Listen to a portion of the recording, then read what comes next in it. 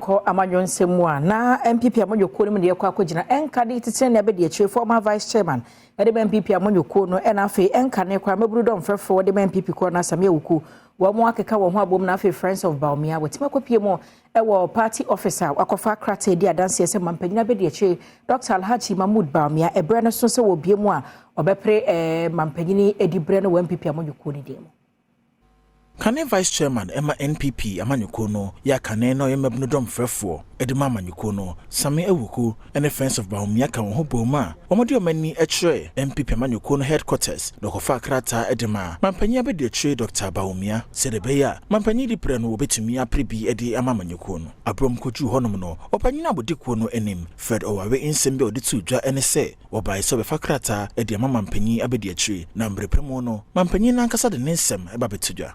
What do you have to tell us? What has brought you this morning?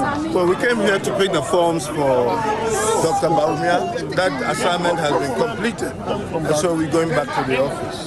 So, what next? When officially are we going to hear you launch your campaign? Well, the candidate himself would announce that. So, we know that as a vice president, people were expecting a large crowd. Why is that the situation? No, this is a private assignment. This is a private assignment. So, what do you have to tell Ghanaians? When we are ready to communicate, we'll communicate. What exactly will be communicated? When the forms are filled and being submitted. So, that's how Omai Mosebe ye nria ye omanfo twagwo no benye bia sha nan enti ena futu akọ amankanka ma se wonfa wo ho enhye enua ne dua mu na se futu yi efri maami abesi wo wonfinhia aduoso enum na mfinhia makoma kwa aduonu ba ko 21 wode asi hono mu a wadua nua sa abram no ka se 300 hectare asase a wadua nko ano no na no ene yama ne bofo himenti wi na di nkomo a wo kire se nua dua de emfaso pi wo so nti obi a amfa ne ho hye ebese mfie aduonu ne akire nie ana maame comfort boachewa agi wo frɛ a Forestry Commission panifo de ba ya wode to Ghana de hye anim sɛ wofa wo ho anyi enuadua mu ebre a wonya asase hectare ahanum no obomodin adua emu ahasa na dwumakuo boachewa enterprise aye adwuma ewo nyemso forest reserve mu ewo ntoto anamu ni ahokyere te sɛ sika ne ho akɔ atwe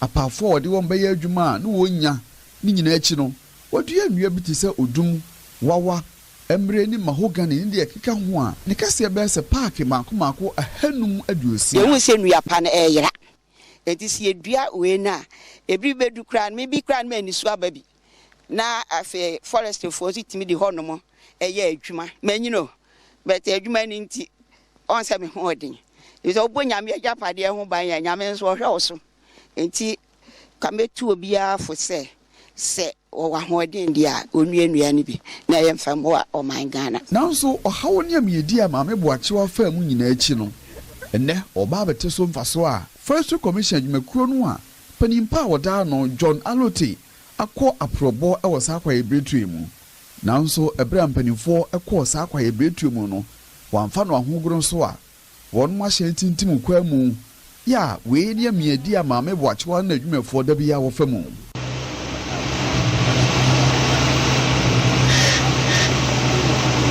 Ora John Alote abomame boachewa abaso wonsi ya wode ya adwuma wadua nnua ama ene akwakoye se odumankwa bo ade kwaye.